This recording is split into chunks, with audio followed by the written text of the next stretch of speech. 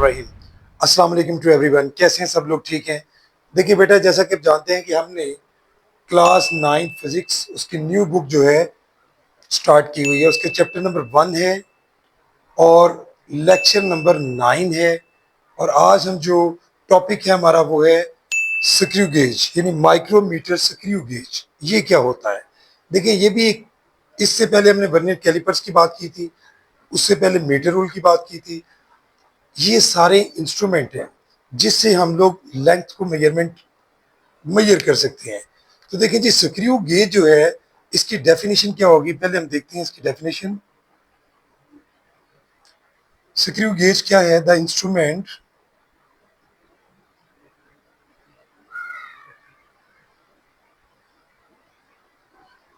which is used to measure the length of an object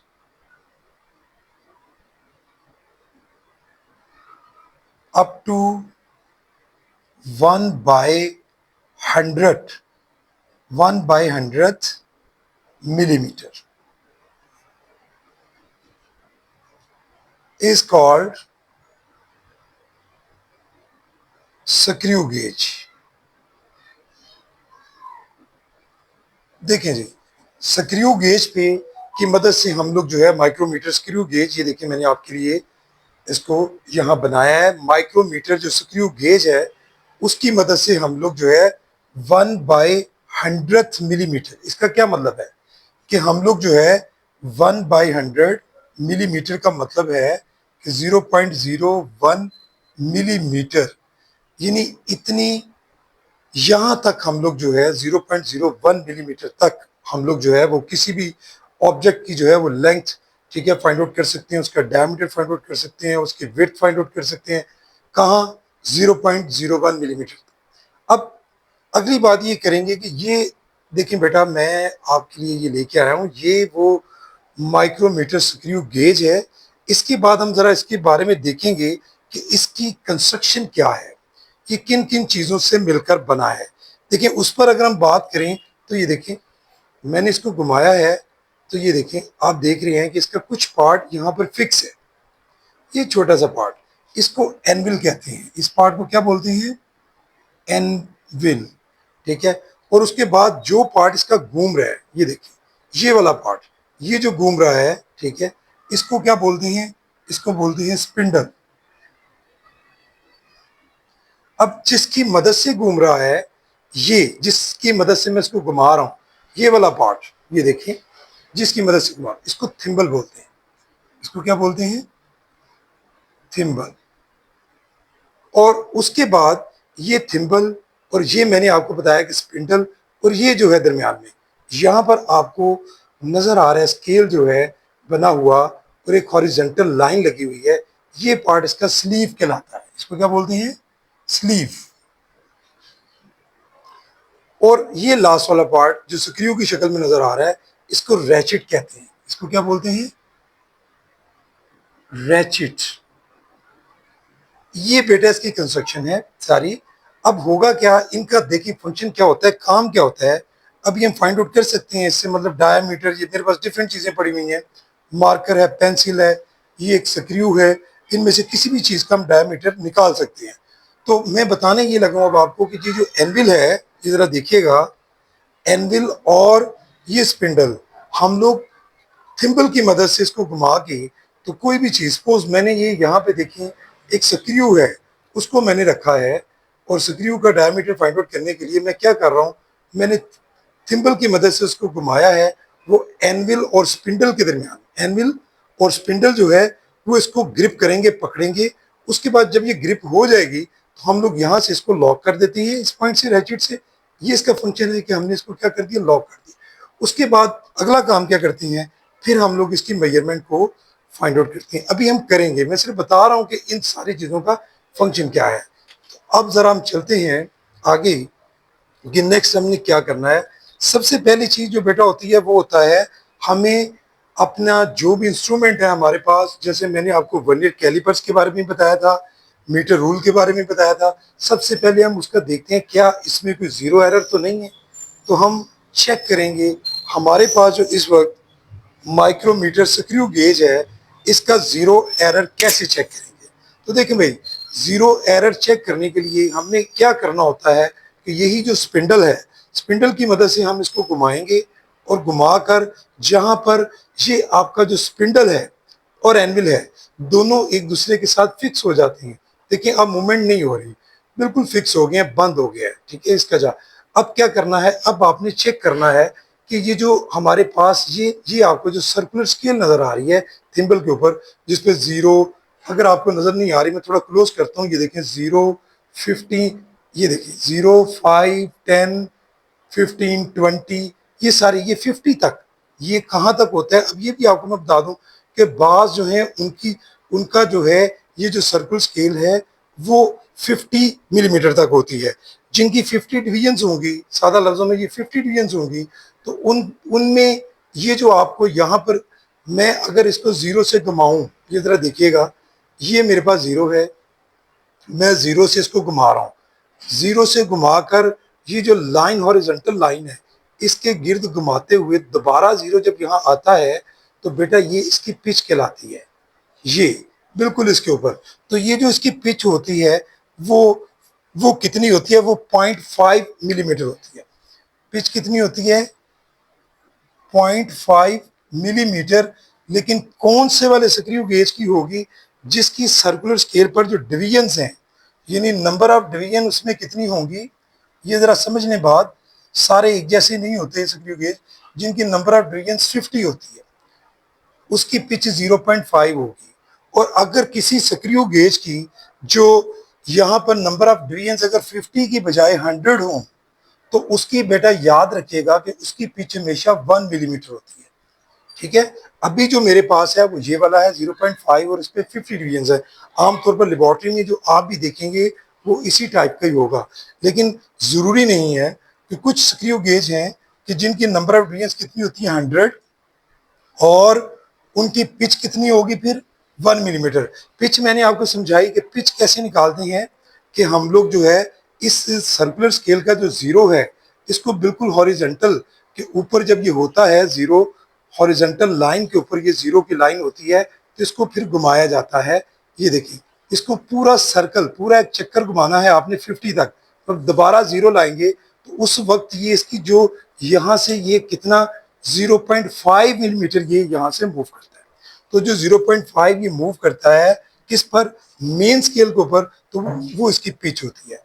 तो यहीं से हम इसका लीस्ट काउंट भी फाइंड आउट कर सकते हैं। तो भाई लीस्ट काउंट कैसे फाइंड आउट करेंगे, लीस्ट काउंट का मैं आपको फॉर्मूला बताऊंगा, फिर आपको समझ आएगी कि लीस्ट काउंट इसका कैसे फाइंड आउट। लीस्ट काउंट लिखिए जी, लीस्ट काउंट के लिए इसका फॉर्मूला क्या होता है कि पिच जो अभी हम बात कर रहे थे, जो हमने निकाली, किसकी पिच है भाई, pitch of screw gauge. Screw gauge के लिए मैं एस जी लिख रहा हूं शॉर्ट में। पिच ऑफ स्क्रू गेज को किस पे डिवाइड करना है, number of divisions on circular scale. ठीक है जी, सर्कुलर स्केल के लिए चले मैं सी और एस लिख देता हूं। ठीक है, सर्कुलर स्केल शॉर्ट में। तो पिच कितनी है, अभी हमने लिखा था वो थी 0.5 मिलीमीटर। उसको डिवाइड किस पे करना है, नंबर ऑफ डिवीजन कितनी है 50, तो आप इसको डिवाइड करें 0.5 को 50 के साथ कैलकुलेटर की मदद से, तो आपके पास आंसर आएगा 0.01 मिलीमीटर। तो जैसा कि मैंने आपको बताया कि अगर पिच इसकी 1 मिलीमीटर होती, ये देखिए, अगर इफ पिच जो है अगर 1 मिलीमीटर है, तो देन नंबर ऑफ डिवीजन उस वर्नियर स्केल की, उस स्क्रू गेज की कितनी होगी 100। तो 101 को 100 से डिवाइड करेंगे तो तब भी 0.01 मिलीमीटर, यानी पिच लीस्ट काउंट में फर्क नहीं पड़ेगा। चाहे तो आपका स्क्रू गेज जो है वो 50 सर्कुलर डिवीजन वाला है, चाहे वो 100 वाला है, लेकिन लीस्ट काउंट इसका हमेशा 0.01 मिलीमीटर ही होगा। अंडरस्टैंड, ये तो था लीस्ट काउंट के बारे में। अब हम थोड़ा सा आगे चलते हैं कि जब हम किसी चीज की मेजरमेंट फाइंड आउट करते हैं तो उससे पहले हमने क्या चेक करना है? सबसे पहले हमने देखना होता है कि जो हमारे पास स्क्रू गेज है क्या इसमें जीरो एरर है या नहीं। तो कैसे चेक करेंगे? तो भाई सबसे पहले आपने ये देखना है कि जब आप इसको स्पिंडल को घुमाते हैं और एनविल और आपका यानी थिम्बल को जब घुमाते हैं तो एनविल और स्पिंडल ये दोनों जहां एक दूसरे को फिक्स कर देते हैं, मजीद मूव नहीं करता, उस वक्त हम देखते हैं कि सर्कुलर स्केल के ऊपर जो जीरो है और मेन स्केल का ये जो हॉरिजेंटल लाइन है क्या एक दूसरे को कंसाइड कर रही है। अगर कंसाइड कर रही हो तो फिर नो जीरो एरर, फिर इसमें कोई जीरो एरर नहीं होता। लेकिन अभी जो मेरे पास स्क्रू गेज जो है उसमें जीरो वाली जो लाइन है सर्कुलर स्केल की, वो हॉरिजेंटल की जो लाइन है उसको कंसाइड नहीं कर रही, दोनों कंसाइड नहीं कर रहे और जीरो जो है वो अबव है, हॉरिजेंटल लाइन से अबव है। अगर जीरो हॉरिजेंटल लाइन से अबव होगा तो इसका मतलब ये होगा कि जो मेजरमेंट आप फाइंड आउट करेंगे किसी भी चीज की, किसी भी ऑब्जेक्ट का डायमीटर या कोई भी आप उसकी विड्थ फाइंड आउट करते हैं कुछ भी, तो वो थिकनेस भी हो सकती है। तो बात यह है कि वो फिर थोड़ी कम शो होगी। तो वो जो कम शो होगी इन द एंड हम जीरो करेक्शन में क्या करेंगे कि हम उसको जीरो करेक्शन में हमें प्लस करनी पड़ेगी। बात की समझ आ गई? और अगर सपोज अभी जो मेरे पास है उसमें जीरो करेक्शन प्लस होगी, लेकिन अगर ये जीरो, ये जो मेरा सर्कुलर स्केल का जीरो है ये हॉरिजेंटल से नीचे होता, वो यहाँ प्लेस कर रहा होता यानी अबव की बजाय बिलो होता, तो उस शक्ल में क्या होना था?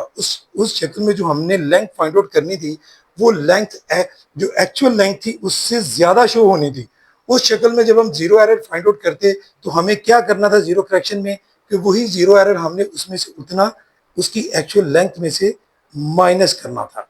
बात की समझ आ गई? तो अभी जो हमारे पास है हम उसके मुताबिक करेंगे। तो मेरे पास जो इस वक्त स्क्रू गेज है उसमें जो आप देख सकते हैं कि जीरो जो है मेरे पास वो जीरो हॉरिजेंटल लाइन से, ये जो हॉरिजेंटल लाइन है उससे जीरो अबव है, मीन मेरे पास जो वैल्यू आएगी वो थोड़ी कम आएगी। अब जीरो एरर निकालना कैसे है भाई? आपने जीरो एरर निकालने का तरीका मैं अब आपको बताने लगा हूं। जो इस वक्त मेरे पास है स्क्रू गेज उसका जीरो एरर मैं कैसे निकालूंगा अगर सर्कुलर स्केल का जीरो जो है वो हॉरिजेंटल लाइन से अबव हो। तो उसके बाद मैंने देखना होगा कि भाई ये जीरो तो कंसाइड नहीं कर रहा, तो सर्कुलर स्केल की कौन सा पॉइंट है, कौन सी डिवीजन है जो एग्जैक्टली हॉरिजेंटल लाइन को कंसाइड कर रही है। तो मेरे पास जो इस वक्त आ रही है वो है जी 45, उसके बाद 46। 46 जो है वो एग्जैक्टली कंसाइड कर रही है। ये जो 46 है इसको मैं मल्टीप्लाई करूंगा लीस्ट काउंट के साथ वर्नियर स्केल की, यानी 46 मल्टीप्लाई बाय लीस्ट काउंट कितना है अभी हमने निकाला था इसका 0.01 मिलीमीटर, तो ये कितना हो जाएगा 0.46 मिलीमीटर। यहीं से समझ लें कि अगर मैं इसका जीरो करेक्शन निकालता हूं, क्योंकि मैंने बोला ये अबव है, अबव होने की वजह से इतनी इसकी लेंथ जो है हमें कम शो होगी एक्चुअल से, तो हमें जीरो करेक्शन में क्या करना पड़ेगा? जीरो करेक्शन में हम ये वैल्यू क्या करेंगे? प्लस करेंगे इन दैट। ठीक है जी, ये हमने आधा काम कर लिया। अब हम आते हैं, सपोज मेरे पास देखें जी डिफरेंट चीजें मैं कोई भी यहां से ले सकता हूँ, पेंसिल का डायमीटर भी फाइंड आउट कर सकता हूँ। ठीक है, अगर मैं इसकी लेंथ देखना चाहूँ तो या इसकी विड्थ देखना वो भी ले सकता हूँ। चले मैं यहाँ से एक स्क्रू ले लेता हूँ, ये मेरे पास एक स्क्रू है। ठीक है, मैं स्क्रू की का डायमीटर फाइंड आउट करना चाह रहा हूँ। देखता हूँ जी कि इसका डायमीटर कैसे फाइंड आउट करेंगे। ये देखिए मैंने क्या किया, मैंने जनाब थिम्बल की मदद से इसको घुमाया, घुमाकर मैंने इसको लूज किया और ये मैंने यहाँ पर इसको थोड़ा सा और लूज करते हैं ताकि ये आसानी से इसमें फिक्स हो जाए। ये मैंने स्क्रू को इसमें रखा और रखने के बाद इसी थिम्बल की मदद से हम इसको थोड़ा सा टाइट कर लेंगे कि ताकि ये मूव ना करे, जहाँ पर ये टाइटली फिक्स हो जाए। अब ये फिक्स हो गया है, फिर इसको लॉक कर देंगे यहाँ से। ठीक है, ये आवाज़ आएगी ये लॉक हो गया। अब हमने क्या करना है, अब हमने इसकी मेजरमेंट को रीड करना है। रीड करने का तरीका अगर बेटा वही है, हमने जो इसकी आपको नज़र आ रही है इस पर जो हॉरिजेंटल लाइन है वहाँ से हम इसको रीड आउट करना है। कुछ इसकी लाइंस ऊपर हैं और कुछ नीचे हैं। ऊपर वाली लाइन जो है वो मिलीमीटर और नीचे वाली जो है वो हाफ मिलीमीटर यानी 0.5। तो यहाँ से हम देखेंगे ये कहाँ पे जो सर्कुलर जहाँ तक ये जा रहा है, मतलब सर्कुलर स्केल की कहाँ तक ये जा रहा है, 1 2 3 4 5 और 5 के बाद नीचे आऊं तो 5.5 और 5.5 से भी थोड़ा सा ज्यादा है। यानी मेरे पास ये जो स्क्रू है, स्क्रू की जो इस वक्त डायामीटर आ रहा है, यानी डायामीटर ऑफ स्क्रू जो है, डायमीटर ऑफ स्क्रू वो कितना आ रहा है, 5.5। ठीक है जी। अब ये जो 5.5 से नेक्स्ट वो कितना है, वो हमें कैसे पता चलेगा, वो हम देखते हैं उसके बाद कि ये जो सर्कुलर स्केल की कौन सी लाइन एग्जैक्टली जो है वो हॉरिजेंटल लाइन के ऊपर कंसाइड कर रही है। वो मेरे पास सर्कुलर स्केल का जो नंबर है डिवीजन वो है 10। 10 डिवीजन जो है वो बिल्कुल उस ये जो हॉरिजेंटल लाइन है मेन स्केल जिसको हम बोलेंगे उसके साथ कंसाइड कर रही है। इस 10 को मैं किससे मल्टीप्लाई करूंगा, 5.5 multiply by 10 multiply by least count जी।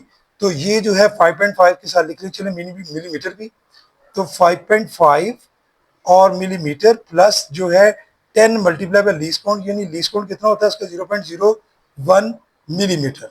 तो जी ये जब इसको आप 10 से मल्टीप्लाई करेंगे तो ये आ जाएगा 5.5 और प्लस 10 को 0.01 से मल्टीप्लाई करेंगे तो क्या आंसर आएगा भाई हमारे पास, 0.10 मिलीमीटर। तो इन दोनों को प्लस कर लें तो हमारे पास नेट आंसर क्या आ जाता है, 5.5 में 1 ऐड हो जाएगा, यानी 5.60 मिलीमीटर।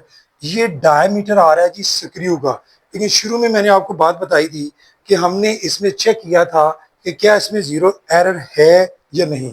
इसमें चूंकि जीरो एरर था, और जीरो एरर जो था वो भी मैं आपको बता दूं कि जीरो एरर किस शक्ल में था कि हमारा जो जीरो था वो मेन जो आपके नीचे स्लीव के ऊपर मेन स्केल है उससे सर्कुलर का जीरो जो था वो अबव था। अबव होने की शक्ल में लेंथ कम शो होनी थी, इसलिए हमें जीरो करेक्शन में इतनी वैल्यू जीरो एरर की प्लस करनी थी।